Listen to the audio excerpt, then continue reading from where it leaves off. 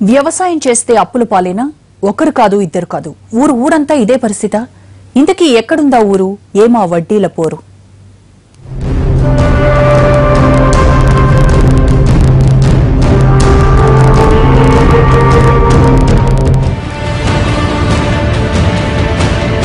ఇది మెదక్ జిల్లా జిన్నారం మండలంలోని నల్లపల్లి.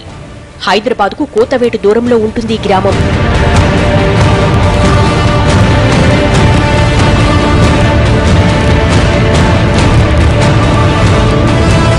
అదేంటి, ఈ ఊళ్ళోని వాళ్ళందరూ చేత చిట్టీలు పట్టుకొని తిరుగుతున్నారు?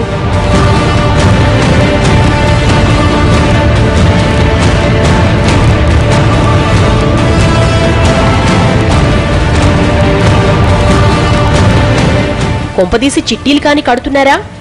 వ్యవసాయం ద్వారా వచ్చిన ఆదాయం మొత్తం మదుపు చేస్తున్నారా అనుకుంటే అప్పులో కాలేసినట్టే.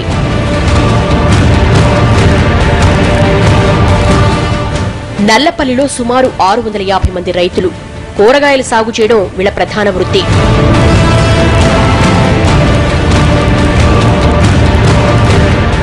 ఓవైపు పరిశ్రమల నుంచి వెలువడే పారిశ్రామిక కాలుష్యం కోరలు చాస్తున్నా, మరోవైపు భూగర్భ జలాలు కలుషితమై ఇబ్బంది పెడుతున్నా ఆరుగాలం శ్రమించి మంచి పంటలు పండిస్తున్నారు. చుట్టుపక్కల గ్రామాల వాళ్లు సంప్రదాయ పంటలు పండిస్తుంటే, ఈ గ్రామస్తులు మాత్రం నగరవాసుల అవసరాలు గుర్తించి కూరగాయల సాగు చేస్తున్నారు. ప్రతిరోజు సికింద్రాబాద్, మెహదీపట్నం మార్కెట్లకు పంట తరలిస్తూ ఉంటారు. కూరగాయల సాగులో అంతో ఇంతో సంపాదించి ఇక్కడి రైతులు ఆర్థికంగా స్థిరపడ్డామనే నమ్మకానికి వచ్చారు.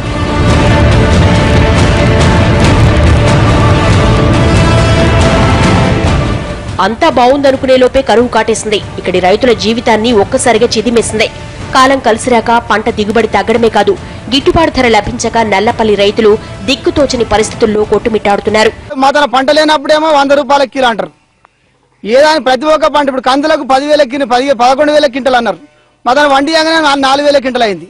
ఏదో ఒక ప్రతి ఒక్క పంట వండిస్తే మాకు ఇదే బాధ. రైతుల దగ్గర కొనలేని మాలు ఏదైనా ఉందో కొనుగోలు చేసి ఎగుమతి చేసి దానికి గిట్టుబాటు ధర రైతులకు ఏమన్నా పెరిగే అవకాశం చేస్తేనేమన్నా రైతులు ఏమైనా గడ్డకొస్తారు. కానీ ఇట్లా పంట పండించి తీసుకుపోయి మార్కెట్లకు మరిచి రావడము, రోడ్ల పొడత పేపర్ చూపించడము కరెక్ట్ కాదు. వ్యవసాయం చేసి అప్పులలో మొత్తం కూలుకపోయినాము. పంటలు వండినప్పుడు రేట్ లేదు, రేటు ఉన్నప్పుడు పంటలు లేవు, రేటు ఉన్నప్పుడు విత్తనాలు గిట నకిలీ విత్తనాలు వచ్చి గిట మోసపోయిన రోజులు ఉన్నాయి. ఇప్పుడు అదే జరిగింది నా పరిస్థితి. టమాటా, వంకాయ, బెండకాయ, బీరకాయ రకరకాల కూరగాయలు సాగు చేస్తారు. నీటి సమస్య ప్రారంభమైన బిందు, తుంపర సేద్యాల వైపు దృష్టి సారించడంతో అదనపు పెట్టుబడి అవసరమైంది. ప్రభుత్వం నుంచి తగిన సాయం అందకపోవడంతో వడ్డీ కాసుల వాళ్లను ఆశ్రయించాల్సి వచ్చింది. మిగతా రైతులు మొత్తము భార్య పేరు మీద గానీ, కోడల పేరు మీద గానీ, లాస్ట్కి వస్తే బిడ్డ పేరు మీద ఉన్న బంగారం కూడా తెచ్చి మార్వాడి దుకాణంలో తాకట్టు పెట్టి ఆ యొక్క పైసలని బోర్లకే గానీ లేకపోతే డ్రిప్కే గానీ ఉపయోగించుకుంటే వర్షాలు లేక మరి బోర్లు ఎండకపోయి రైతులు కూడా మా ఊరు దాదాపు 5-6 మంది ఆత్మహత్యలు చేసుకున్న పరిస్థితి తెలిసిందే. కానీ ఎంతమంది నాయకులు వచ్చినా, ఎంతమంది అధికారులు వచ్చినా మాకు స్పందించి మరి సరైన న్యాయం మాకు చేయడం లేదు. బంగారం తీసుకెళ్లి మాడవర్లో కుదబెట్టిన, కుదబెట్టి 35,000 తెచ్చిన. 35,000 తెచ్చిన తర్వాత అవి పంటకు పండలేదు. నేను ఇంకా దానికి మాడవర్ దగ్గరికి పోలేను. పోతే మాడవర్ తనకి పోతే ఏమంటున్నంటే మిత్తి కట్ట అని చెప్పి మిత్తి కట్టించుకుంటే ఒకసారి మిత్తి కట్టించుకున్న తర్వాత మళ్ళీ 3 నెలల తర్వాత రమ్మన్నాడు. 3 నెలల తర్వాత పోదామంటే మనకు పంట వండలేవు, మనం పోలేం సార్. ఇక మాకు ఎటువంటి సౌకర్యం లేదు. గత 2-3 ఏళ్లుగా ఈ రైతులు సరైన ఆదాయం లభించక కష్టాలు పడుతున్నారు. వర్షాభావం రైతులు నిలువునా ముంచేస్తోంది. సరైన దిగుబడి లేక ఇల్లు గడవడమే కష్టంగా మారింది. పంట వేయాలంటే ప్రైవేటు ఫైనాన్షియర్ల ముందు చెయ్యి చాచాల్సిన దుస్థితి.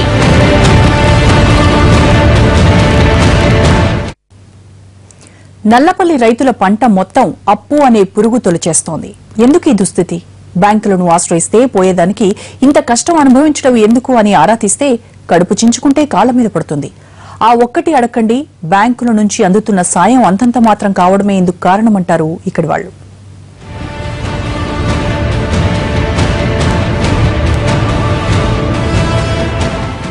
నిజమే, బ్యాంకులు రుణాలు మంజూరు చేస్తాయి. కానీ చాలినంత కాదు, బ్యాంకులిచ్చే అప్పులు రాను పోను ఛార్జీలకు సరిపోవడం లేదు. ఏడాదికోసారి బెచ్చమేసినట్లు లభించే పంట రుణాలు నల్లపల్లి కూరగాయల రైతులకు ఏమాత్రం ఆసరాగా ఉండడం లేదు. మా సంసారానికి వెళ్తలేదు, వ్యవసాయానికి వెళ్తలేదు, కలుపుల కూలీలకు అడ్డగోలుగా లాగోళ్ళకి అడ్డగోలుగా మిత్తులు తెచ్చుడు బ్యాంకులు. ఇప్పుడు ఈ 15-20 రోజులలోనన్నా మాకు రుణాలు ఇస్తే మేము పంటలు వేసుకుంటాం, మేము ఉన్నాయి లేని అన్ని కూడా పెట్టాం. ఇప్పుడు వాళ్ళు ఏమైనా సాయం చేస్తేనే మేము ఇత్తనాలు వేస్తాం. ఎవరు చూడు అప్పియ్యారు. ఇప్పుడు ఏం లేవు మా చేతిలో, బట్టలు కూడా కొనుక్కొని కూడా పైసలు లేకుండా పిల్లలకి ఇప్పుడు స్కూల్లో వస్తున్నాయి. అదును చూసుకుని చావు బాదడం ఎలాగో బాగా తెలిసిన ప్రైవేట్ ఫైనాన్షియర్లు అలర్ట్ అయిపోతున్నారు.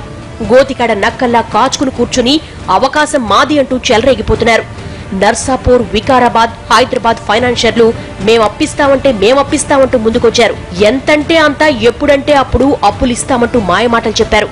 అంది వచ్చిన అవకాశం అన్న ధోరణి కొద్దీ వాళ్ళిచ్చిన అప్పులు తీసుకున్నారు ఇక్కడి రైతన్నలు. 100కి 3 రూపాయల వడ్డీ. అలాగని ఊరికే ఏం అప్పివ్వరు. బంగారమో భూమో తాకట్టు పెట్టాలి. పైసలు బ్యాంకోళ్ళు ఇస్తలేరు. ఇయ్యక ఉన్న బంగారం తీసుకుపోయి మార్వాడోళ్ళ దగ్గర పెట్టి తీసుకొచ్చి ఆడ పంట వేస్తే పంట చేతికో రాక ఉన్న బంగారం మొత్తం పోయింది. ఇప్పుడు ఏం పెట్టుకోవాలి? గవర్నమెంట్ వడ్డీలా ప్రైవేటు వడ్డీ అంత సాదాసీదాగా ఉండదు. బోలెడు రూల్స్ ఉంటాయి.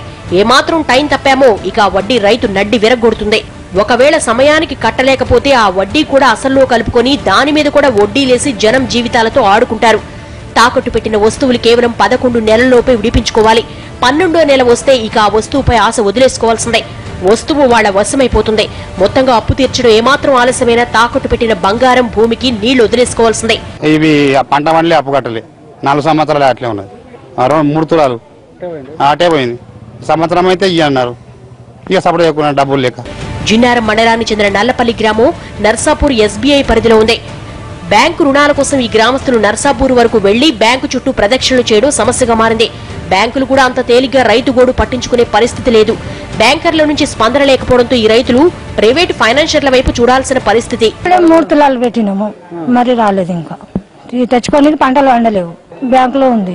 మళ్ళీ మాకు పంటలు వండితే మేము తెచ్చుకోగలుగుతుంటాం. పంటలు వండలేవు, మరి అది రుణాలు మాపి ఏం చేస్తారు మాకు. దానికి తోడు కరువు కూడా వెంటాడుతూ ఉండడంతో రైతులకు రావాల్సిన ఇన్పుట్ సబ్సిడీ అందడం లేదు. గ్రామంలో 650 మంది రైతులకు గాను 550 మందికి ఇన్పుట్ సబ్సిడీ రావాల్సిందే. ఇప్పటి వరకు కేవలం 100 మందికి మాత్రమే ఇన్పుట్ సబ్సిడీ వచ్చింది. అదేమంటే అధికారుల నుంచి సమాధానం లేదు. దీంతో బాధిత రైతులు చేయని ప్రయత్నం లేదు. ఎన్ని ప్రభుత్వ కార్యాలయాల చుట్టూ తిరిగినా ప్రయోజనం శూన్యం. 400 మంది పెండింగ్ లో పెట్టిండు మేనేజర్. అడిగితే ఏమంటున్నాడు, మాకు రాలేదు, మీరు పైన కమిషనర్ గారి దగ్గర పోతారా, ఏడీ దగ్గర పోతారా పొమ్మంటాడు. జేసీ గారు వస్తారు, ఏడీ గారు వస్తారు, ఏఈ గారు వస్తారు, అందరూ వస్తారు. వ్యవసాయ శాఖలు వస్తారు. నెలకోసారి మన ఊరు మన వ్యవసాయం అంటాడు, మీటింగ్ పెడతాడు. 10 మంది రైతులను కూర్చుని పెట్టుకుంటారు. గ్రామ పంచాయతీ సెక్రటరీ వస్తుంది, సర్పంచ్ గారు ఉంటారు, రాజ్య సంఘం అధ్యక్షుడు ఉంటారు, అందరూ ఉంటారు. ఫోటోలు తీసుకుంటారు, సంతకాలు పెట్టుకుంటారు. ఎందుకు? నువ్వు పై అధికారులకు చూపించుకోవడానికి. ఇది ఎంతవరకు న్యాయం? ఇది ఉన్న అప్పుల కష్టాలు చాలవన్నట్లు నల్లపల్లి కూరగాయల రైతుల్ని విత్తన కష్టం కూడా వెంటాడింది. విత్తన కంపెనీలు వీళ్లను దారుణంగా మోసం చేస్తున్నాయి. ఇక్కడ కూరగాయల సాగు బాగుందని తెలుసుకున్న కంపెనీలు తమ ప్రతినిధులను పంపి పనికిమాలిన విత్తనాలను అంటగట్టారు. తీరా పంట చేతికొచ్చే సమయానికి అవి నకిలీవని తేలడంతో తగిన దిగుబడి లేక నెత్తినోరు బాదుకోవాల్సి వచ్చింది. ఇటు పంట దిగుబడి లేక, అటు ప్రభుత్వ సాయం అందక, భూమి బంగారం తాకట్టు నుంచి విడిపించుకోలేక ఈ గ్రామస్తుల వ్యధ వర్ణనాతీతం. తమ బంగారమే కాక తమ బంధువుల నుంచి బంగారం తెచ్చి తాకట్టు పెట్టడం మరో సమస్యగా మారింది. మార్వాడి దగ్గర పెట్టి తాకట్టు పెట్టి అక్కడనే పోయింది. వాళ్ళు 11 నెలల టైం ఇచ్చారు. 11 నెలల పంట వస్తుందని అందరూ 2000, 3000, 10,000, 50,000 ఇట్లా రకరకాలుగా పుస్తలు పెట్టి, బంగారం మన కమ్మలు పెట్టి, కాలకళలు పెట్టి, ఆఖరికి నీళ్ళ బిందెల కడికలు కూడా పెట్టేసారు. ఇప్పుడు పెట్టి కూడా తెచ్చి తన మనసంసులు విత్తనాల గురించి అన్ని వాడుకొని భూతలి పాలు చేసి ఇక భూతల నుంచి పంట చేతి రాక చాలా రైతులంతా బాధపడి మొత్తం ఇప్పుడు వడ్డీ కట్టలేక 3 రూపాయల నుంచి 4 రూపాయల వడ్డీ ఇలా వడ్డీ అయినా కట్టుదామన్నా కానీ వడ్డీకి కూడా పైసలు రాలేవు. దీంతో నానాటికి పెరిగిపోతున్న అప్పుల కాస్త రైతున్న ప్రాణాల మీదకు వస్తోంది. కాలం కలిసిరాక అప్పుల ఊబిలో కూరుకుపోతున్న అన్నదాతల కష్టాన్ని ప్రభుత్వం ఇకనైనా ఆదుకోవాలని కోరుతున్నారు. తమ కష్టం తెలిసి కూడా వ్యవసాయ అధికారులు, ఉద్యాన అధికారులు నల్లపల్లి వైపు మొహమైనా చూపకపోవడం తమను మరింత బాధిస్తోందని వాపోతున్నారు.